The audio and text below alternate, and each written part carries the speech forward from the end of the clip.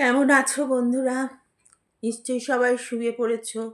আমার রাত বিরেতে আবার উম, একটা কবিতা নিয়ে গল্প নিয়ে চলে এসেছি তোমাদের।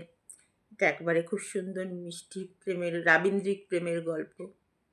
উম, তো আমার রবীন্দ্রনাথ জীবন দেবতা, তার গল্প কবিতার ছোঁয়ায় রবীন্দ্রনাথের ছোঁয়া, যে রবীন্দ্রনাথের ভাবটা এসে যায়। রবীন্দ্রনাথের ছোঁয়া আনা তো অত সহজ নয়, সে কেউ পারে বলে আমার মনে হয় না। রবীন্দ্রনাথ একজন ভগবানের মতো ঈশ্বর উনি। তো আজকে সামনে দোল এসে গেল প্রায়, বেশ খুব বেশি দেরি নেই, তাই দোলের ওপর একটা গল্প শোনাচ্ছি তোমাদের। যদিও অনেক রাত্রি, কালকে তোমরা শুনতে পাবে গল্পটা। আমার সময় হয় না, সন্ধেবেলাটা ঘুমিয়ে পড়ি। দোলের আঙিনায় গল্পটার নাম। পারমিতা চ্যাটার্জি, পারমিতা দি, আমি তোমাদের বা পারমিতা বা পারদি যা বলবে একটু বন্ধু করে নাও। আর লাইক, শেয়ার, কমেন্ট, সাবস্ক্রাইব একটু করো। একটু আমার জগৎটাকে বাড়াতে সাহায্য করো। আমি তো বলেইছি কমেন্টে তোমাদের কমেন্ট মতো আমি লিখবার চেষ্টা করব। তোমাদের জীবনে বিশেষ কোনো ঘটনা, বিশেষ কিছু বলার থাকলে আমাকে কমেন্ট বক্সে লিখবে, হোয়াটসঅ্যাপ নাম্বার দিতে আমি দেব।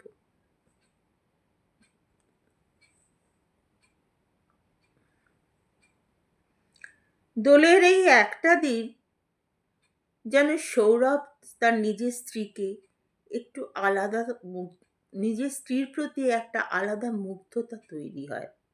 অন্যদিন তার স্ত্রীকে যেন মনে হয় বিষাদ প্রতিমা।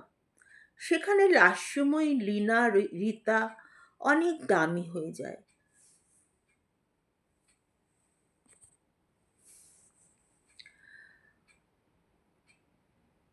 দোলের দিন স্ত্রী যেন প্রকৃত রবীন্দ্র ঘরানার মেয়ে। এদিন সে সাজেও খুব সুন্দর করে। বাসন্তী রঙের শাড়ি যেন তার গায়ের রঙের সঙ্গে মিলে যায়। ঘাড়ের কাছে যা এলো খোপা থাকে, লাল পলাশের মালা জড়ানো থাকে তাতে। সাধারণের মধ্যে এক অসাধারণ আভিজাত্যপূর্ণ সৌন্দর্যের আবরণে যেন নিজেকে ঢেকে রাখে।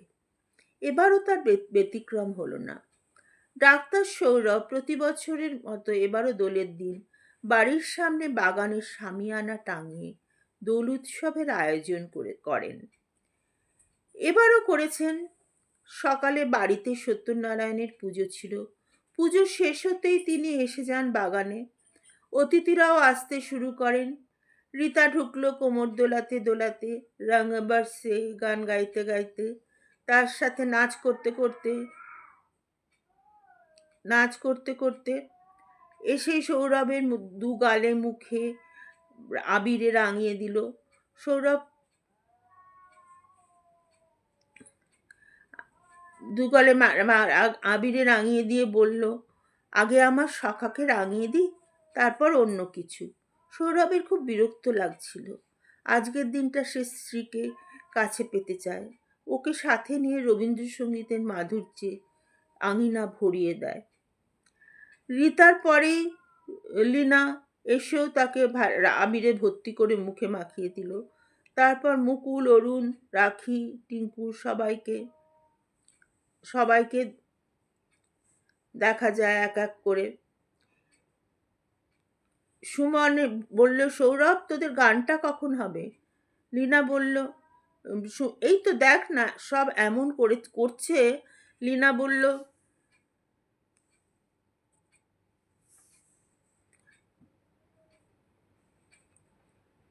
কেন, কি করেছি? এই যে একটা জায়গায় ভিড় করে দাঁড়িয়ে আছো, যেন আমি ছাড়া আরো অনেকে আছে, যাও না ওদের কাছে আবির মাখাতে। আরে তুমি হচ্ছ আমাদের কলির কেষ্ট। না, আমি কলির কেষ্ট হতে চাই না। ওই দেখো গরম জিলিপি এসে গেছে, সবাইকে পরিবেশন করো। আমরা কেন করব, তোমার বউ করবে। না, আমার বউ এখন আমার সাথে গান করবে। তারপর স্ত্রীর সামনে এসে বলল, বারে সবাইকে প্রসাদ দিয়ে আবির দিয়ে আমি বুঝি একদম শেষে তোমার হাতের ছোঁয়া পাবো? মিষ্টি হেসে শ্রী বলল, যেমন বছরের এই একটি দিন আমি তোমার কাছে একটু মান পাই, ওই তোমার তেমনই আর কি। সৌরভ গভীর দৃষ্টিতে স্ত্রীকে দেখল, তারপর সাদরে কাছে টেনে এনে বলল, তুমি আসলে বুঝতে পারো না। সারাদিনের ক্লান্তি ধুয়ে ফেলার বাইরে কিছুটা আমোদ প্রমোদের প্রয়োজন হয়। তখনই যাই ক্লাবে, মনটা একটু হালকা করতে।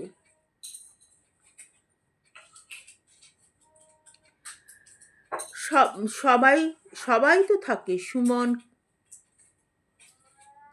সবাই তো থাকে সুমন, সুরেশ, দেবাশিস, সুরজিৎ, রাখি, টিঙ্কু, আমি সবারই বন্ধু। কোনো বিশেষ কারোর বিশেষ বন্ধু বলে কেউ যদি মনে করে আমায়, সে তাদের সমস্যা, আমার কিছু করার নেই। আর তুমি আছো আমার অন্তর জুড়ে, আমার সমস্ত অন্তর জুড়ে, সেখানে আর কেউ নেই, কোনোদিন থাকবেও না। খুব ছোট হয়ে গেল লীনা আর রীতার মুখটা। তার উপর দেবাশিস বলল, বৌদি আমাদের আভিজাত্যে ভরপুর। নাও সৌরভ দা, গানটা শুরু করে দাও। সৌরভ স্ত্রীকে নিয়ে মঞ্চের দিকে যেতে যেতে বলল, দেখেছ তোমার কত সম্মান, তুমি আমার গর্বের। চলো এবার চোখটা ভালো করে মুছে নাও। দুজনে দুজনের হাত ধরে গান ধরল, রবীন্দ্রনাথের সেই চিরাচরিত গান, সেদিন দুজনে দুলেছিল বনে, ফুলো ডোরে বাঁধা ঝুলনায়। গানের মাধুর্যে সবাই চুপচাপ হয়ে গেল। গানের শেষে সৌরভ বলল, কি হলো, সব থেমে গেল কেন? তখন সমবেত সঙ্গীত আরম্ভ হলো। শ্রী কোমরে আঁচল জড়িয়ে হঠাৎ নেচে উঠল, গান গেয়ে নেচে উঠল, ওরে ভাই ফাগুন লেগেছে বনে বনে। শ্রী যে এত সুন্দর নাচতে পারে গানের সঙ্গে, সৌরভ আজকে তা প্রথম দেখল।